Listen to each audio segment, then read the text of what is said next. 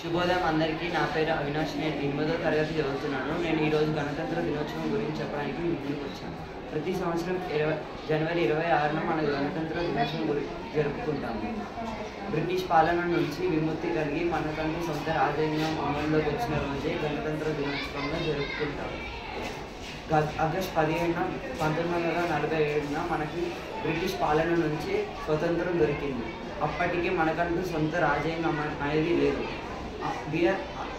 Doctor BR Ambedkar గారు సొంత రాజ్యాంగాన్ని రచించడానికి చాలా దేశాలు తిరిగి 2 సంవత్సరాల 11 నెలల 18 రోజుల పాటు సమయం తీసుకున్నారు. దీని పట్ల మనమందరూ అందరి పట్ల గౌరవంగా ఉండాలని డాక్టర్ బిఆర్ అంబేద్కర్ గారు అందరూ సమానంగా ఉండాలని డాక్టర్ బిఆర్ అంబేద్కర్ గారు రచించారు. ధన్యవాదాలు.